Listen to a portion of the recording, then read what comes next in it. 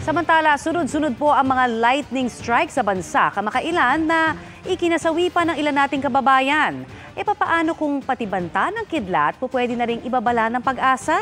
Ang teknolohiya kaugnay niyan sa pagtutok ni Maki Pulido. Dalas pasulod pa ang tubig. Tuloy-tuloy ang malakas na agos ng tubig sa kalsadang ito sa Tulunan, Cotabato. Kasunod yan ang pag-apaw ng sapada sa matinding buhos ng ulan kagabi. Pahirapan naman ang pagdaan ng mga sasakyan sa ilang kalsada sa Tibuli, South Cotabato. Isang motorsiklo pang tumagilid at kinailangang itulak para makaabante. Halos araw-araw na raw ang buhos ng ulan sa kanilang lugar, kaya kung hindi madulas ay may sira na ang ilang kalsada. Na-stranded kami sa baha. Ang ilang residente tumulong na rin sa pagtanggal ng mga nakahambalang sa daan at pagmamando sa mga dumaraang sasakyan. Binahari ng ilang bahay sa Kidapawan City. Ang ilang residente mano-mano ang paglimas ng tubig na umabot na sa loob ng bahay.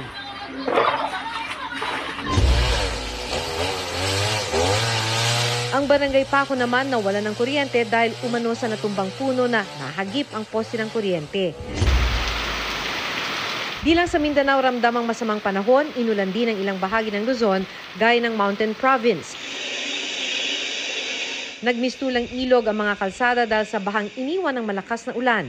Ayon sa Pag-asa, habagat at localized thunderstorms ang patuloy na nagpapaulan sa malaking bahagi ng bansa. Ang mga pag-ulang gaya niyan, mas mapaghahandaan na raw ngayon ayon sa Pag-asa. Pwede na kasing malaman ang tsansa ng ulan sa susunod na 5 araw sa www.pagasa.dost.gov.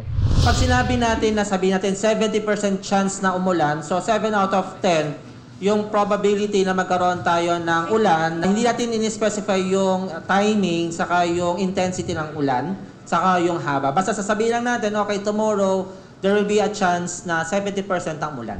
Para hindi ka na manghula kung uulan ba bukas o hindi, magpunta sa website ng Pag-asa.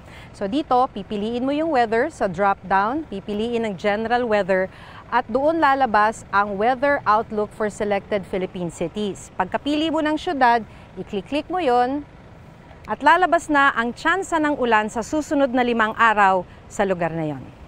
15 syudad pa lang sa bansa ang mapagpipilian, isusunod pa lang ang ibang lugar. Inaayos na rin ng Pag-asa na mas maging mobile-friendly ito. Makikita na rin sa website ang regional weather forecast. Mula sa lakas ng hangin hanggang coastal condition o lagay ng karagatan. May datos din kung may iba pang pangyayari sa isang rehiyon, gaya ng pagsabog ng bulkan. Kaya na rin malaman kung saan may banta ng kidlat. Mag-log on naman sa panahon.gov.ph at i-click ang lightning data. Makikita real-time kung saan tumatama ang kidlat. Para po maiwasan nga natin yung magiging potensyal na impact ng mga kidlat na naranasan natin, especially ngayon po na napapadalas yung ating mga thunderstorm.